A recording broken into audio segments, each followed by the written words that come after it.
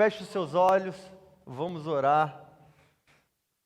Deus eterno e nosso Pai querido, nós te amamos e te agradecemos, somos gratos pela tua salvação que nos alcançou, pelo teu amor, pela tua misericórdia, a maneira que o Senhor perdoa os nossos pecados, os nossos delitos e nos faz parte de sua família, nos constrange e nos leva a viver diante dos teus olhos para o louvor da sua glória, nos reúne em família e nós somos gratos. Hoje de bom grado nós te adoramos e te agradecemos e pedimos a ti que a sua palavra venha nos instruir, nos direcionar, nos exortar e nos fortalecer, em nome de Jesus, amém.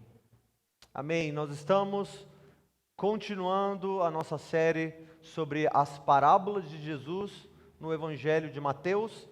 Então hoje eu quero que você abra a sua Bíblia no Evangelho de Mateus, capítulo 20, e nós vamos falar sobre a parábola dos trabalhadores. Quem tem sido confrontado pelas parábolas desse mês? Levanta sua mãozinha constrangida. Eu também tenho. Parece que cada semana a gente vem para ouvir uma parábola que antes a gente ouvia para ser encorajado, dessa vez parece que a gente tem ouvido para levar na orelha, mas é porque a palavra do Senhor é boa dessa maneira. Ela é útil para exortar, ela é útil para te derrubar, ela é útil para te deixar humilhado, mas ela é útil para te encorajar, ela é útil para te alegrar, ela é útil para te fortalecer. Com o mesmo versículo é capaz de fazer isso às vezes. Então, leia comigo a partir do versículo 1. Mateus capítulo 20, versículo 1. Porque o reino do céu é semelhante a um proprietário que saiu de madrugada para contratar trabalhadores para sua vinha. Tendo combinado com os trabalhadores o salário de 1 denário por dia, então o dia aqui, vamos calcular só para deixar mais claro a nossa leitura, 10 horas de trabalho. 1 denário seria o equivalente a um salário de um dia. Então, quanto seria o salário de um dia para um trabalhador comum hoje? Me ajudem. Por dia? Ô irmão, você tá um trabalhador caro, hein? Ô louco. Vamos pôr 50, redondo, para não ter que dividir troco, né? Anota, 50. Então, o dono da vinha combinou com os trabalhadores um salário de 50 por 10 horas de trabalho na vinha. E mandou eles lá para a vinha trabalhar. Por volta da hora terceira, quer dizer, 9 horas da manhã, ele saiu e viu outros que estavam ociosos na praça. E disse-lhes: também vós, vão para a vinha, e vos darei o que for justo. E eles foram. Saiu outra vez por volta da hora sexta, que é por volta de meio-dia, e depois na hora nona, por volta das 3 da tarde, e fez a mesma coisa. De igual modo, por volta da 11ª hora, mais ou menos 5 da tarde, ele saiu e encontrou outros que estavam lá, e perguntou-lhes: por que vocês estão aí ociosos, vagabundando o dia todo? E eles lhes responderam: porque ninguém nos contratou.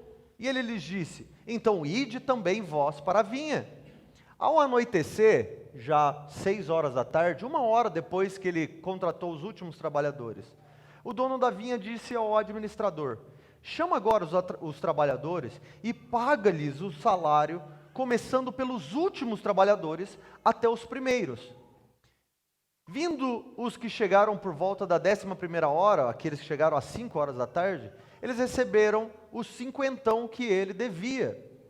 Mas quando os primeiros que estavam trabalhando desde manhãzinha, desde as 9 horas, viram que... Quando vieram os primeiros, pensaram que receberiam mais. Os que estavam lá desde as 9 horas. Se os que trabalharam 1 hora só receberam 50, nós que estamos aqui desde as 9 horas da manhã, vamos receber mais. Então, eles receberam a mesma coisa, quando eles foram receber. Versículo 11. E ao recebê-lo, eles queixaram do proprietário, dizendo: mas como assim? Os que vieram por último trabalharam somente 1 hora, e tu os igualaste a nós, Nós que suportamos a fadiga do dia inteiro e o calor intenso. Respondendo-lhes, ele disse a um deles: amigo, eu não te faço injustiça alguma. Não combinaste comigo cinquentão? Então toma o que é teu e vai embora. Quero dar a quem veio por último, tanto quanto eu dei a ti. Versículo 15, agora olha o questionamento do proprietário. Não me é permitido fazer fazer o que eu quero com aquilo que é meu? Ou os teus olhos são maus ou invejosos, porque eu sou generoso? Assim, os últimos serão os primeiros, e os primeiros serão os últimos. Então, Jesus ensinou essa parábola para os discípulos, e essa parábola ela foi ensinada no contexto da história do jovem rico. Quem se lembra da história do jovem rico? Ninguém lembra da história do jovem rico? Ok, alguns lembram. Okay. O jovem rico ele vai aparecer no capítulo 19. E ele estava conversando com Jesus, ele veio todo alegrão ver Jesus e conversar com Jesus, e ele queria se tornar um discípulo de Jesus. Só que esse era o cara que trabalhava com investimento, que trabalhava com lucro, que trabalhava com Bitcoin, que trabalhava com várias pessoas debaixo dele, com o quê? Não necessariamente, mas era um cara que financeiramente estava abonado, estava feliz, estava contente. Quando Jesus olhou para ele e falou, vem ser meu discípulo. Ele fala, mas quanto vai custar para eu ser teu discípulo? Está acostumado, né? Está acostumado, quanto que é para eu entrar nessa jogada aí? Jesus falou, cara, só vai te custar tudo, basicamente. Eu estou parafraseando a história do jovem rico. Vai te custar, basicamente, tudo que você tem. Ah, mas Jesus, eu achei que para ser discípulo, para ser salvo, bastava que eu fizesse o que a lei me manda. E aí Jesus disse para ele, tá, o que a lei te manda é suficiente para você ser justo perante a lei. Mas perante Deus você não é justificado pela lei. Mas se você quiser vir após mim, larga tudo, deixa tudo para trás e vem me segue. O jovem rico fez o cálculo, né, do ganho, do lucro, das idas e vindas, dos juros e correção monetária, quanto que é que eu vou ganhar, quanto que eu vou receber, quanto que eu vou deixar de ganhar. E ele disse, cara, não vai valer a pena. Esse negócio de ser discípulo de Jesus não vai rolar para mim. Então, se você ler essa parábola dos trabalhadores, sem primeiro entender o contexto que Jesus está dando nessa parábola, talvez você confunda do que Jesus está falando quando ele diz a respeito dos trabalhadores e do proprietário. Mas nós precisamos calcular a palavra de Jesus no contexto que ele estava conversando com os discípulos. Porque eu não sei se você percebeu ainda, mas os discípulos, toda vez que eles ouvem uma parábola de Jesus, eles vêm para Jesus de novo e falam, Jesus, explica a parada aí, o que você está falando? O que aconteceu? Tipo, da onde você tirou essa parábola do nada para falar a respeito de uma coisa que nem nós que estamos com você estamos entendendo? Tipo, explica. Nessa parábola você não vê Jesus explicando, porque para eles o contexto estava claro, que era o contexto do que tinha acabado de acontecer. O jovem rico saiu dali triste porque ele tinha muita posse, ele era rico, e ele não estava disposto a abrir mão das suas riquezas, porque ele não considerava o valor de Jesus perto das suas riquezas. Ele não considerava a beleza de Jesus perto da beleza das coisas que ele tinha acesso por meio do seu salário. Ele não considerava a realidade daquilo que ele estaria para ganhar se ele perdesse tudo que ele havia adquirido. Então ele saiu dali triste, e nesse momento, que no versículo 23 do capítulo 19, Jesus dá uma transição para a parábola. Então vamos ler a partir do versículo 19, do capítulo 19, versículo 23, para entender o contexto da parábola que nós acabamos de falar. Então, quando o jovem rico saiu dali, Jesus disse assim aos seus discípulos, em verdade vos digo, olha que pesado isso, um rico dificilmente entrará no reino do céu. Diz isso hoje. nas igrejas. Diz isso hoje nos templos. Quanto maior a igreja, menos você vai ouvir isso. Imagine Jesus, o Filho de Deus, o autor da nossa salvação, aquele que atrai, compra e leva homens e mulheres a Deus como filhos.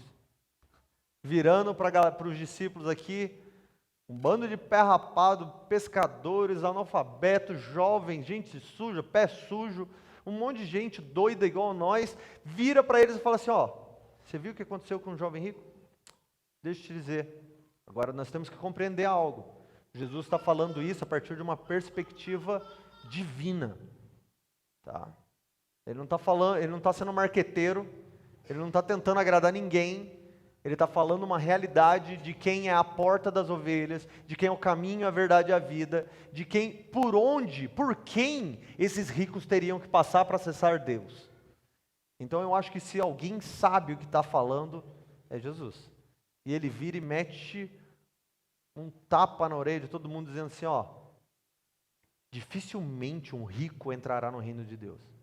E outra vez vos digo que é mais fácil passar pelo fundo de uma agulha do que um rico entrar no reino de Deus. Quando os seus discípulos ouviram isso, versículo 25, ficaram extremamente admirados e perguntaram, mas Jesus, se é assim, quem é que pode ser salvo então? Se os ricos não conseguem ser salvos, o que vai ser de nós? Que não temos dinheiro para comprar salvação, que não temos dinheiro para ofertar no seu ministério, que não temos dinheiro para ofertar na construção e na reforma de um templo. Se os ricos que conseguem manter o ministério não conseguem ser salvos, o que nós temos a oferecer para o reino de Deus, nós que não temos nada? Jesus então, no versículo 26, fixando neles o olhar, Jesus respondeu,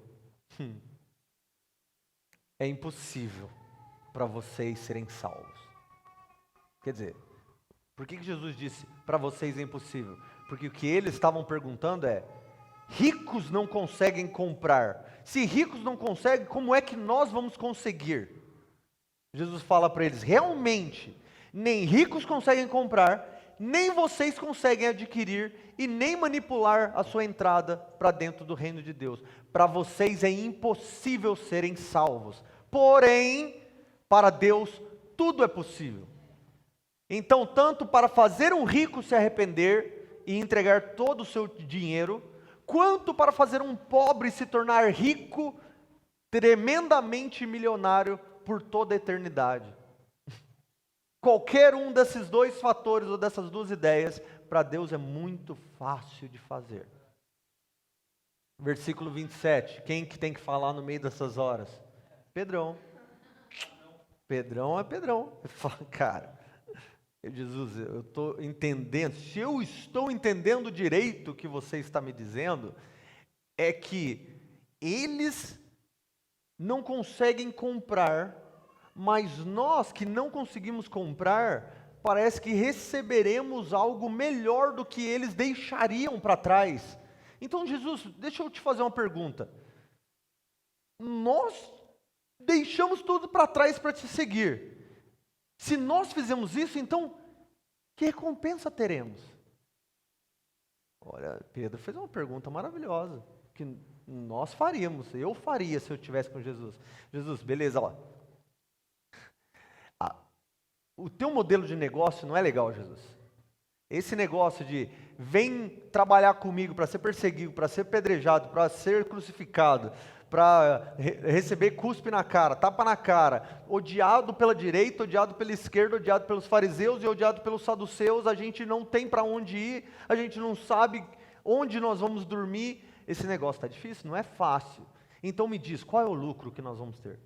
O que nós vamos ganhar se nós aceitarmos, ou melhor, por termos aceito o trabalho que o Senhor nos chamou para fazer? É uma ótima pergunta. Vida cristã é fácil, Aninha? Né? Mas você já se perguntou, o que eu vou ganhar no final disso? Já se perguntou? Todo dia, né? A gente solta uma lágrima e a gente pergunta, mas o que vai ser transformado isso? Será que vai valer a pena esse sofrimento? Você pega a sua cruz, coloca nas costas e você pensa, será que vai valer a pena? Será que vai ter alguma recompensa nessa obra? Você viaja para pregar fora, volta para casa para pregar dentro, no outro dia você está limpando, no outro dia você está lavando, e você se pergunta, será que vai valer a pena? Será que vai ter alguma coisa diferente para nós que largamos tudo para servir a Cristo? Olha só o que Jesus responde. Ele poderia meter de novo, Pedro, você está fazendo a pergunta que o jovem rico quis saber. Você está querendo saber se o teu tesouro que você vai ganhar por mim vai ser melhor que o tesouro que ele adquiriu na terra. Você deixou que barco, embarcação, salário de pescador? Você está querendo me perguntar, será que vai valer a pena? No final das contas você vai ter mais do que aquilo que você deixou? Mas olha a resposta graciosa que Jesus deu para ele. Versículo 28. Então Jesus lhes disse, em verdade vos digo que vós que me seguiste, na regeneração, na ressurreição dos mortos, quando o Filho do Homem se assentar em seu trono glorioso, vós também se assentarão em 12 tronos, a promessa que ele deu para os 12 apóstolos. E aí ele diz assim, vocês se assentarão para julgar 12 tribos de Israel. Imagina, você entrou primeiro, você recebe mais. Entrou no modelo de negócio de Jesus, no reino vindouro, meu filho, você vai reinar sobre as 12 tribos de Israel. Mas agora olha o versículo 29, onde inclui a gente na história, ele diz, e todo o que tiver deixado casa, irmãos, irmãs, pai, mãe, filhos, campos, por minha causa, por amor a mim, porque eu pedi, ou porque eu atraí, ou porque eu chamei, ou porque você encontrou em mim prazer, seja lá qual a palavra que você quer dar aqui. Se você fez isso por minha causa, certamente você receberá 100 vezes mais e herdará a vida eterna. Isso é uma promessa maravilhosa.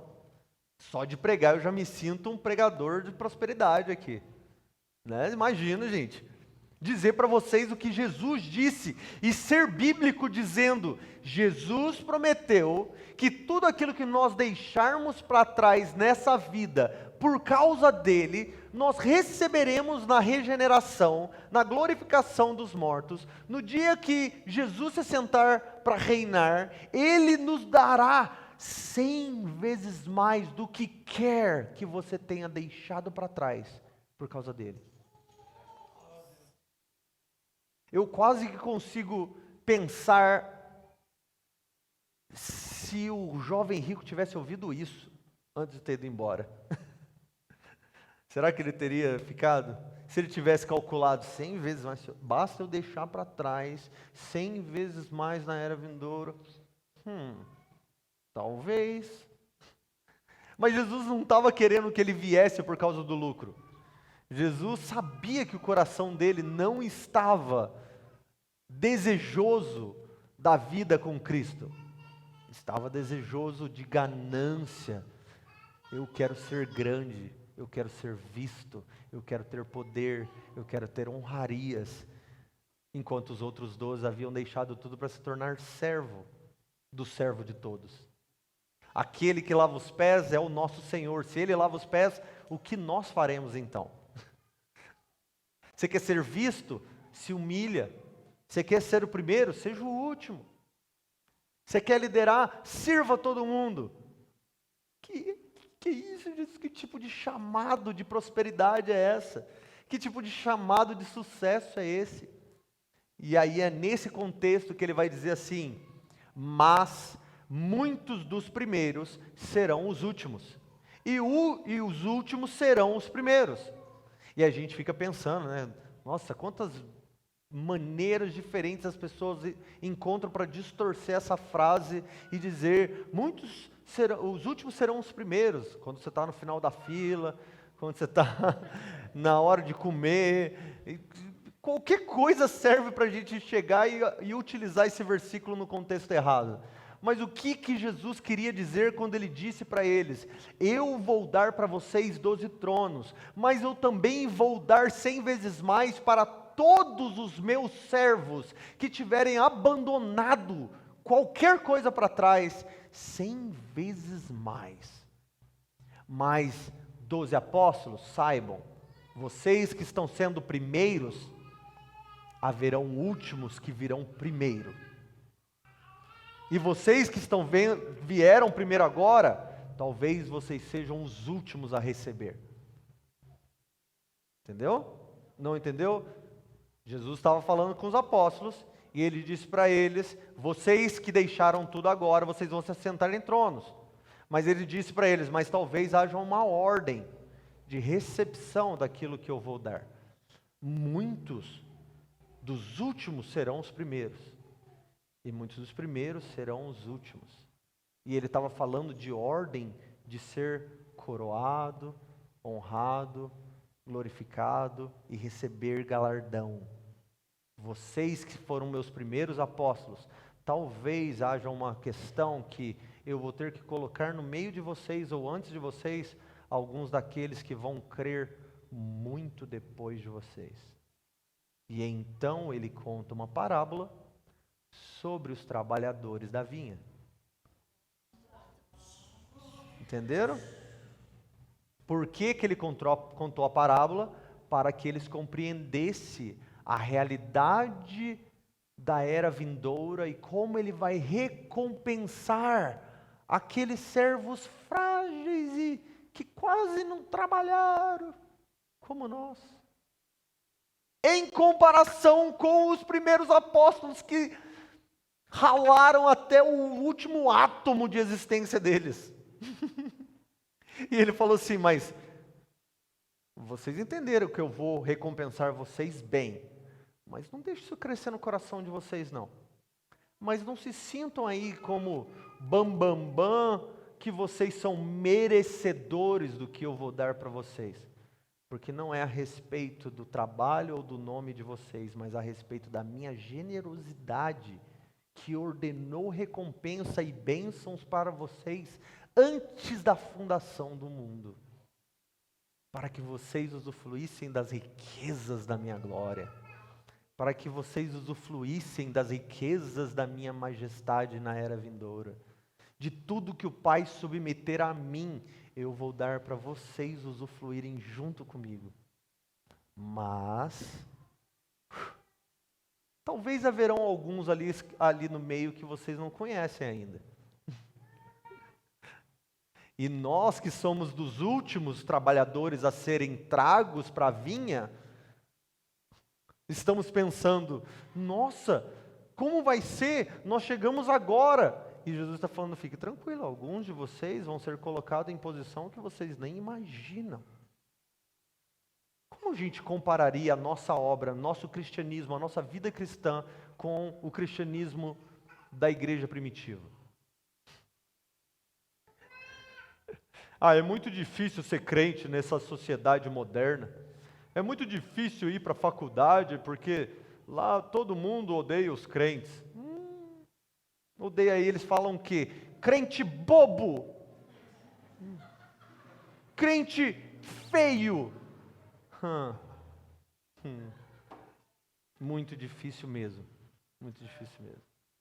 É muito difícil porque eu me sinto perseguido quando eu uso a minha camiseta Jesus te ama.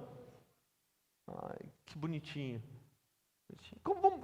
Vamos tentar comparar. Será que os apóstolos olhariam para a gente e falariam assim: Nutella? Né? Será que eles olhariam para a gente e falariam: sabe nada, inocente? Olha a cadeira, olha a sala que eles se reúnem, que bonito. Tem carpete, tem ar-condicionado, gente. Olha, o pastor não precisa nem gritar, nem perde a voz depois do culto. Que coisa incrível. Aí comentaria: você lembra aquela vez, Pedro, que você teve que pregar para multidões e 3.000 pessoas se converteram? Você lembra o quanto você gritou para ser ouvido? Você lembra quando Estevinho, nosso amigo, foi apedrejado? Quanto tempo durou o ministério de diácono de Estevão? Estevão, tipo, eu sou um servo de Deus, cheio do Espírito Santo, cheio de ousadia, eu vou ser o melhor dos diáconos. Durou semanas, tadinho. Nós temos crentes que duram 70, 80 anos, se aposentam com carros, casas, com honrarias, quadros, livros escritos a respeito deles. E Estevão pensa, mas ui, como é que esse negócio aí? Eu não acho que ele iria desejar estar nos nossos dias. Eu acho que as uvas da vinha naquela época eram melhor do que as uvas de hoje no sentido de trabalho. Se nós todos somos trabalhadores da vinha, imagina a vinha naquela época. Imagina cada conversão, uma complexidade de gnosticismo, de helenismo, de filosofias gregas e uma mutação de judaísmo com um monte de outras coisas loucas e os olhos de uma pessoa humilde sendo abertas, ela dizendo assim: Jesus é o Filho de Deus e eu vou viver para o louvor de sua glória o resto da minha vida. A cada vez que alguém se convertia, a igreja inteira celebrava de maneira assim, borbulhante, festejando, porque tipo, uau, um pecador se arrependeu. Hoje a gente pensa tipo, nossa, mais um para dar trabalho, nossa, mais um para dar custo, mais um para... não, nós vamos ter que agora discipular, muito difícil. Nós vamos ter que agora visitar eles, ficar doente, muito difícil, né? Vamos fazer uma igreja virtual, é mais fácil. Vamos fazer grupos, não sei das quantas, para aliviar o peso, né? Eles não estavam nem aí. 3.000 pessoas, uhul! Quem que vai cuidar? Todo mundo, tipo, quem tem aqui tem que cuidar, ué. É nós mesmo. Então, para explicar, eu sei que eu tenho um horário. Para explicar como alguns dos primeiros seriam últimos e últimos seriam primeiros, Jesus faz essa parábola que tem o contexto do que ele estava falando. E nesse contexto, ele vai falar sobre pessoas, presta atenção nisso, pessoas que deixaram tudo para seguir Jesus, ok? Falando você, eu, ou dos apóstolos que deixaram tudo, sabendo, cara, seguir Jesus é difícil, e eu vou perder tudo, eu vou perder família, vou perder pai, vou perder amigos, vou perder dinheiro, vou perder a minha família, a minha cidade, tudo eu vou perder por causa de Jesus. Estes são aqueles que deixaram tudo. E ele vai falar também sobre pessoas que não deixaram nada e não seguiram Jesus. Preferiram ficar com seus próprios bens, com sua própria vida, com sua própria rotina, com seu próprio pecado, com sua própria vivência. Não quis abrir mão de nada porque considerou que eu já sou bem-sucedido, agora eu não preciso de Jesus. Eu tenho saúde, eu não preciso de cura. Eu não sei nem por que eu preciso ser salvo, nem de quem, não sei de ninguém que está me perseguindo para eu ser salvo. Então eu nem vou entrar nessa história de querer ser salvo. Então, obrigado, Jesus, pela oferta. Obrigado, crente, por pregar o evangelho para mim, mas eu não estou afim. Terceiro tipo de pessoas são pessoas que deixaram pouco ou fizeram pouco, mas seguiram Jesus. Então nós temos pessoas que deixaram muito ou deixaram tudo, e pessoas que deixaram pouco ou fizeram pouco para seguir Jesus. Já viu aquela história de... a minha história? Filho de pastores, filho de crente. Aí você vai no retiro e aí você pergunta, tipo, alguém tem testemunho? Aí vem o irmão, eu era assassino, fiquei 20 anos preso e tal, Jesus me libertou, eu amo o Senhor. Aí o outro, eu era, sei lá, eu era um adúltero, e tal, e Jesus me libertou e tal. Eu, sei lá, fui criado por macacos e o Senhor me resgatou no meio da selva por missionários, e aí agora eu estou aqui servindo. O outro fala, cara, eu nasci do lado ao contrário, lado avesso, Jesus me curou, eu estou aqui, um testemunho mais absurdo e louco do que o outro. Aí vem o filho do pastor, eu cresci no evangélico, eu estou aqui, aleluia! Ou na verdade você nem ouve muito desse testemunho, porque a gente acha, tipo assim, cara, perto desses testemunhos, tipo, que eu tenho de da hora, né? Porque o legal do testemunho é você sempre ter aquela pegada de uau, né? Se Deus fez isso com o Rodrigo, mano, se Deus aceitou o Rodrigo, pô, ele vai me aceitar também, né? Ele vai me querer também, né? Agora, pega o Web, qual que é o testemunho do Web? Qual é o Ramon? Ramon é pregador desde que ele tinha 10 anos. Meu filho, você não deveria estar lendo a Bíblia nesse horário, meu filho. Né? É real aí, viu? História verdadeira, verídica. Seu castigo, Ramon, você vai ter que cantar 3 hinos, né?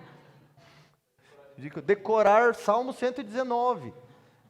E aí, nós somos aqueles que, quanto foi que nós deixamos? A graça é a mesma. Entendam isso. A graça que nos alcançou e alcançou a pessoa mais perdida e mais absurda é a mesma. O dono da vinha é o mesmo. O salário oferecido para os 2 tipos de pessoa é o mesmo. Mas há uma grande diferença no que foi deixado para trás de um e o que foi deixado para trás do outro. Por isso que Jesus, em outra parábola, ele vai falar a respeito do que aquele que muito é perdoado, muito ama. Mais numerosos os pecados que ele te perdoou, mais consciência e maior coração e disponibilidade para amar outros pecadores que você vai ter. Porque você tem consciência do quanto você foi perdoado. Mas aquele que foi perdoado numa dívida de R$2, já esqueci, amanhã passou, eu esqueci da graça que me foi dada. Eu não estou diminuindo o amor e a misericórdia que foi colocada sobre pessoas assim, porque eu também sou consciente da desgraça que eu sou. Por dentro, na minha mente, no meu coração, e se não fosse a graça de Deus, quão longe de Deus eu estaria. O agricultor da vinha, o dono da vinha, ele saiu para contratar trabalhadores para a sua vinha. Então o que Jesus está ensinando aqui é sobre aquilo que ele disse lá no versículo 26 do capítulo 19. Para vocês é impossível, mas para Deus tudo é impossível. Por isso, nessa história, quem sai para contratar trabalhadores é o dono da vinha. Não é um outro servo.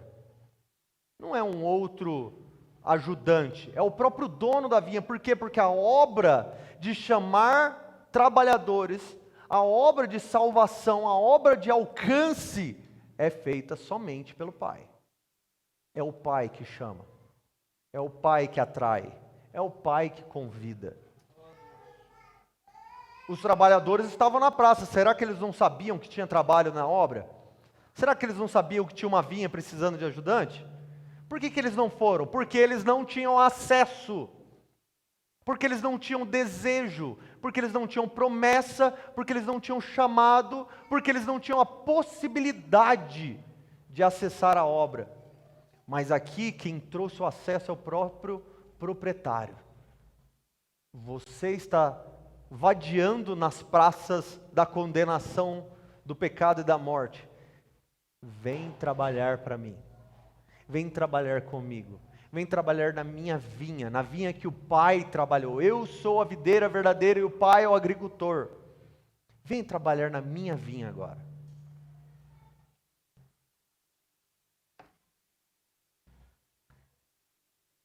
A obra a vinha é a obra aqui, o trabalhar, é o reino de Deus, é a vida cristã. Nós estamos trabalhando na vinha do Senhor enquanto estamos vivendo a vida cristã comum, em obediência às ordens de Jesus, em obediência à convocação de Jesus para a grande comissão. E todos nós sabemos, é difícil, é trabalho. É trabalho. Ser salvo não nos custa nada, mas ser seguidor de Jesus custa tudo. Custa toda a nossa vida, custa os nossos sonhos, custa os nossos planos. Se você é cristão há mais de 2 anos, você talvez já tenha percebido, Jesus não tem compromisso algum com os teus sonhos, com os teus planos. Faz um planejamento e não pergunta, ou não diz se Deus quiser no meio para você ver, se Ele não vem e esmaga tudo. Na verdade, quem aqui já percebeu isso, né? Cristianismo 1.0. Se você planejar, se for planejar, inclui Deus sendo soberano sobre os seus planos. Porque se você não fizer isso, há uma grande chance de Deus te mostrar que Ele é soberano sobre os seus sonhos, sobre os seus planos, e não permitir que você faça aquilo que você está planejando, só para te dar uma piscadinha. Quem manda aqui sou eu. Te amo.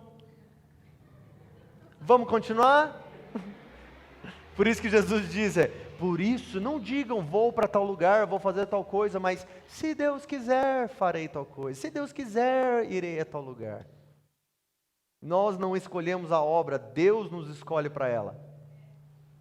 Deus criou o homem para o seu louvor, mas ter capacidade de louvar a Deus, ter capacidade de encontrar prazer nele, não te faz um sacerdote automaticamente. Está entendendo? Existem milhões de homens e mulheres ao redor do mundo que foram criados como a imagem e semelhança de Deus, mas nunca se tornarão sacerdotes a Deus, mesmo que teriam capacidade na criação para isso. Existem muitos trabalhadores lá fora, mas somente aqueles convidados pelo proprietário da vinha irão fazer parte da obra.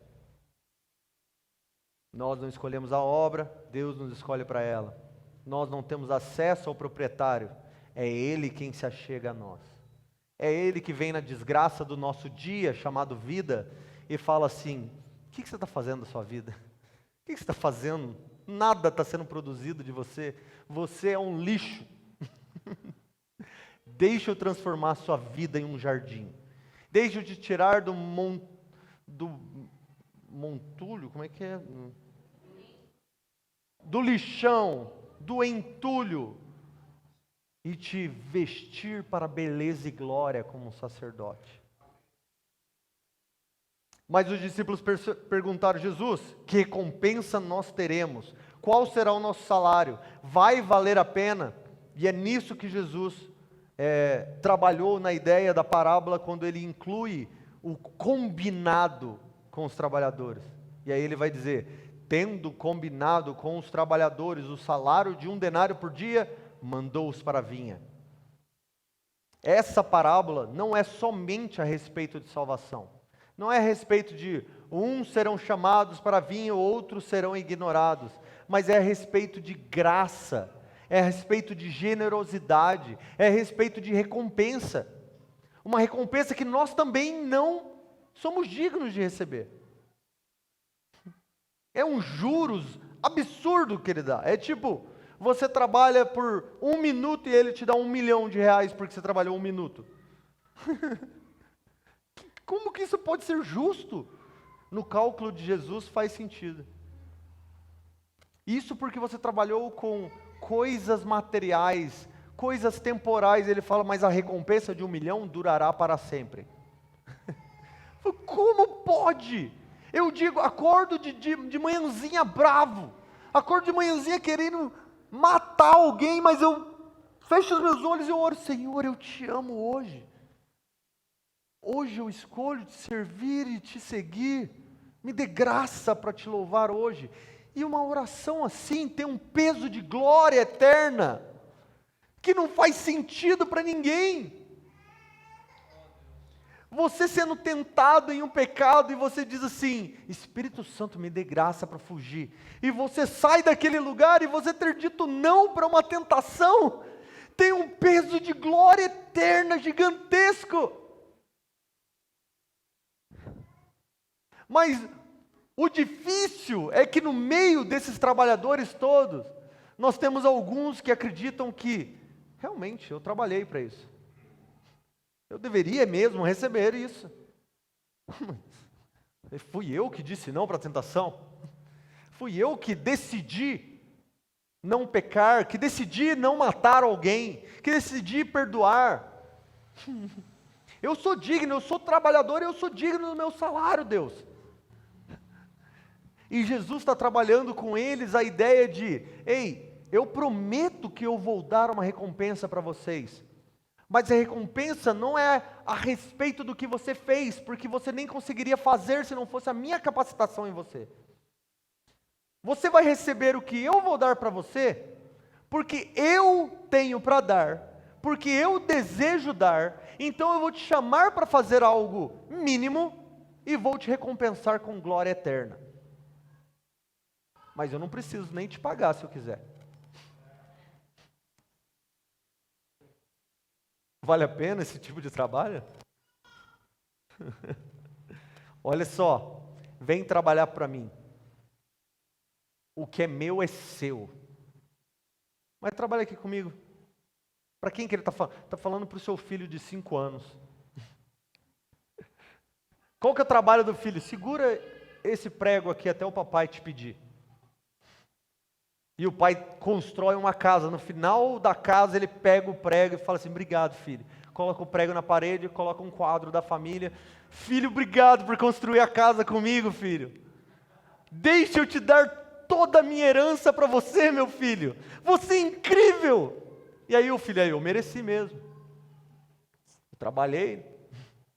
É isso que Jesus está tentando tratar. Jesus está falando para eles: entendam.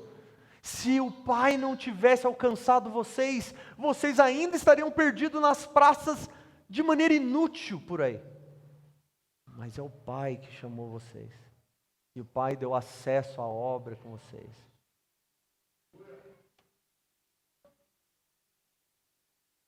Foi Ele quem nos salvou e ponto final. A sua salvação não é por quanto trabalho você vai ter. Você pode ser um pastor, apóstolo, querubim, serafim. Você não vai alcançar Deus se não for por meio de Jesus. Você pode construir quantas igrejas você quiser. Você não vai ser salvo pela sua obra. E aí ele diz essa promessa para os seus servos e servas. No versículo 28 ele vai dizer: em verdade eu vos digo, a vós que me seguiste na regeneração, quando o Filho do Homem se assentar em seu reino, em seu trono glorioso, vós também se assentarão em 12 tronos, para julgar as 12 tribos de Israel. E todo o que tiver deixado casa, irmão, irmã, pai, mãe, filho, campo, por minha causa receberá 100 vezes mais e herdará a vida eterna.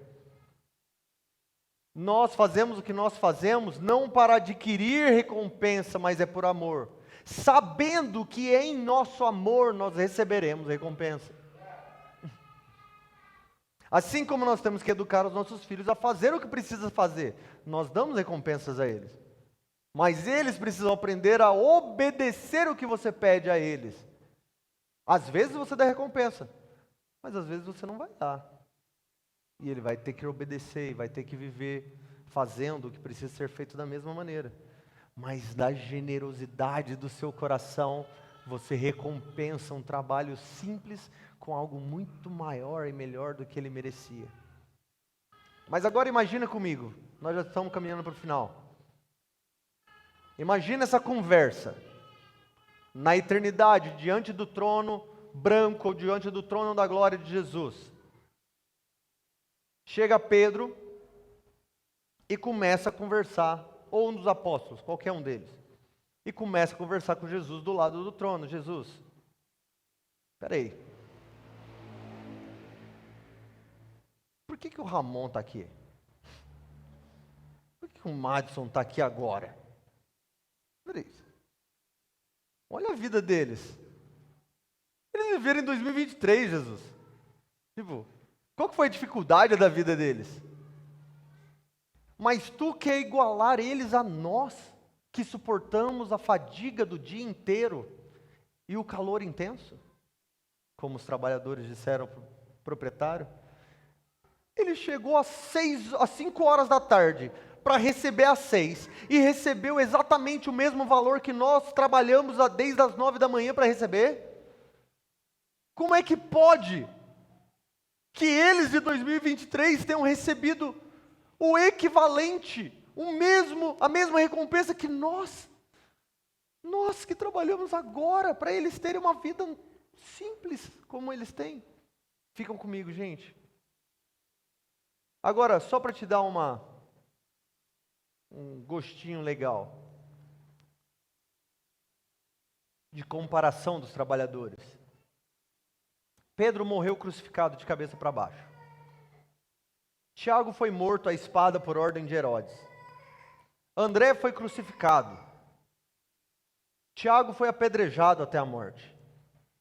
Bartolomeu foi esfolado vivo. Filipe morreu enforcado. Judas Tadeu morreu cravado com flechas. Paulo foi decapitado em Roma. Agostinho morreu na mão dos bárbaros. Martinho Lutero tinha sua saúde debilitada por vários problemas crônicos, como a doença de Meniere, que é como uma labirintite aguda, que na época não se tinha tratamento. Charles Spurgeon, príncipe dos pregadores, morreu de insuficiência renal crônica. Timothy Keller morreu de câncer pancreático. Todos esses homens de Deus ao longo da história, apóstolos ou homens modernos, teólogos e amantes de Jesus modernos, todos eles trabalharam arduamente no ministério e tiveram mortes terríveis, que nem se parecem nem um pouquinho com a morte de um príncipe com honrarias, como alguém que vai herdar coisas grandiosas na vida eterna. Imagine você olhando para a morte enquanto André era crucificado, ou Pedro crucificado de cabeça para baixo. Imagina alguém olhando e falando para Pedro: e aí, amigão, valeu a pena tudo isso? No final das contas, você deixou tudo, olha aí sua recompensa. Parabéns, você está sendo crucificado pior do que o seu Senhor foi crucificado. Isso para dizer, estes homens de Deus um dia talvez olharão para nós, para alguns de nós naquele dia, e vão dizer assim: a sua fé, no meio dos dias modernos, no meio da cultura de 2023, dava água na boca dos apóstolos enquanto nós testemunhávamos lá do céu. Quando nós ouvíamos as suas orações, quando nós ouvíamos as canções que vocês cantavam, quando nós ouvíamos o seu sim no meio daquelas tribulações, no meio daquelas tentações que vocês tinham e nós não. Ah, como causava prazer em nós. Eu tenho certeza que naquele dia, muitos dos profetas, muitos dos apóstolos, vão olhar para os santos dos últimos dias e vão querer abraçá-los e conhecê-los. Enquanto nós estamos aqui nos últimos dias pensando, como eu gostaria, eu quero chegar no céu e abraçar Paulo. Talvez Paulo também vai querer conhecer alguns dos santos dos últimos dias. Talvez Paulo vai se sentir honrado um dia de fazer uma caminhada com alguns de nós. A gente não consegue ver isso. A gente não consegue acompanhar como esse cálculo é feito. A gente não consegue acompanhar como que na eternidade a minha vida besta, inútil, simples, Como que o meu sim hoje pode ser comparado ao sim que Paulo teve? Imagine que naquele último dia Jesus vai chamar os seus servos, os anjos, e falar assim: vamos trazer as recompensas, as coroas, vamos trazer a pedra com um novo nome, vamos trazer as vestes, vamos trazer as honrarias, vamos trazer os tronos. Por onde nós começamos? Vamos começar pelo pessoal do fim. Vamos começar por aqueles que não amaram as suas vidas até a morte, mas tiveram as suas vestes lavadas no sangue do Cordeiro, no meio da grande tribulação.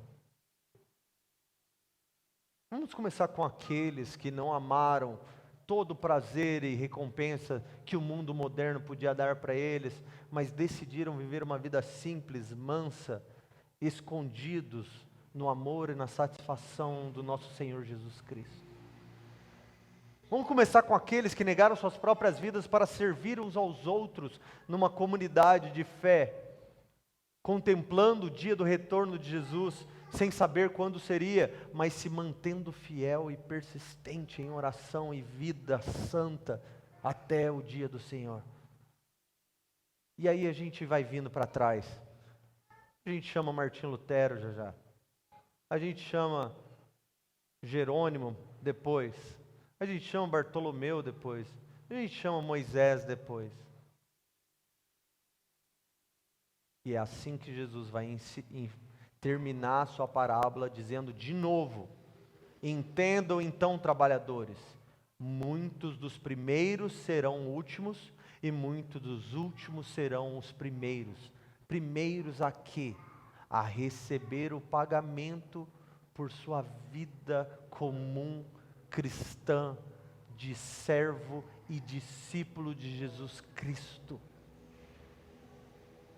Nós nem saberíamos quem é Jesus se Ele não se revelasse a nós. Nós nem poderíamos seguir Jesus se Ele não mostrasse o seu caminho a nós. Nós nem poderíamos louvar a Deus se Ele não se revelasse a nós. Nós nem poderíamos vencer as nossas tentações, as nossas fraquezas, se seu Espírito não providenciasse uma saída para nós. Tudo isso para no final Ele pegar o prego da nossa mão, pregar na parede e dizer assim: bom trabalho, servo bom e fiel, porque você permaneceu até o último dia, porque você disse sim até o último dia. De toda a graça que eu te dei, que é diferente da graça que eu dei para os apóstolos, você foi sempre obediente a ela. Você utilizou o máximo da graça que eu te dei para os dias que você viveu, que eram diferentes dos apóstolos. A obra que eu dei para vocês é diferente da obra que eu dei para os apóstolos. E a graça que eu dei é diferente, mas saiba, no final das contas, o peso de glória por cada sim que você deu, por cada obediência que você obedeceu, por cada palavra que você decidiu viver a partir dela, vai valer a pena. Então hoje, por mais que isso se aplique na eternidade, ainda é uma ótima parábola para nós começarmos a pensar no quanto nós achamos que nós merecemos hoje, agora, na nossa igreja, na nossa vida, no nosso trabalho, nos nossos círculos de amizades, na nossa casa. Quanto nós olhamos para nós mesmos e nós começamos a considerar que nós merecíamos ser melhor tratados. Nós merecíamos ter um salário melhor. Eu merecia ter um carro melhor. Eu merecia ter minha casa própria. Eu merecia ter um título que eu não tenho. Eu merecia ser servido por tal e tal pessoa. É o apóstolo que quer ser servido pelos bispos. É o presbítero que quer ser servido pela liderança. É a liderança que quer ser servido pelos diáconos. É os diáconos que querem ser servidos pelos homens. São os homens que querem ser servidos pelas mulheres. São as mulheres que querem ser servidas pelos homens. Somos nós querendo ser vistos, servidos e honrados por qualquer um que nós achamos que nós deveríamos ser honrados. E o que Jesus está dizendo é: servo, Continue trabalhando na vide, continue trabalhando na obra que eu te chamei para servir. Não fica olhando para o lado para ver o que eu dei para o outro, não. Não fica olhando para o lado para ver o tamanho do cesto que ele está trabalhando, não. Porque o outro está no trator, você está a pé. Fica olhando, se comparando, não. Porque o que eu dei para você não é o que eu dei para a pessoa que está do seu lado. Mas a recompensa e o prazer e a satisfação eterna é uma promessa para todos nós. E nós não mereceremos naquele dia. Naquele dia, não importa o quanto você disse sim, o quanto você abandonou, o quanto você entregou, você vai receber das mãos de Jesus e você vai dizer assim: Jesus, eu não merecia isso. Jesus, é como os 24 anciãos. Toma, que a coroa deveria ser sua. E Jesus vai dizer, mas coloca na sua cabeça, porque eu que coloquei. Jesus, não, você é digno. Eu sei que eu sou digno. Coloca a coroa de volta. Mas Jesus, eu não deveria estar num trono. Você é rei dos reis. Eu sei, e fui eu que coloquei você nesse trono.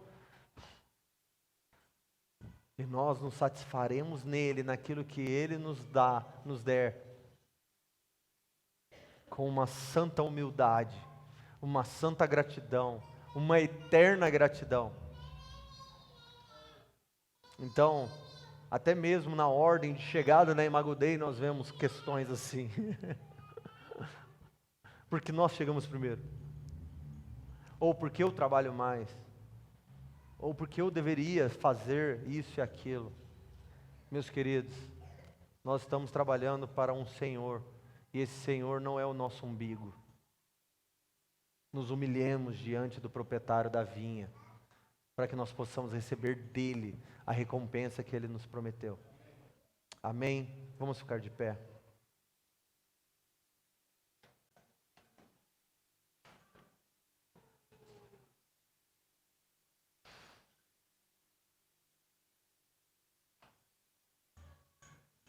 Agora eu digo tudo isso pensando que você fez o cálculo e descobriu que vale a pena seguir Jesus.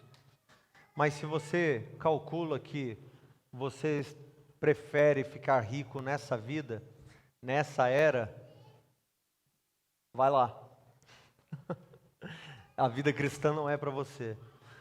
Se você acredita que o ouro dessa terra é mais precioso do que Jesus, a vida cristã não é para você.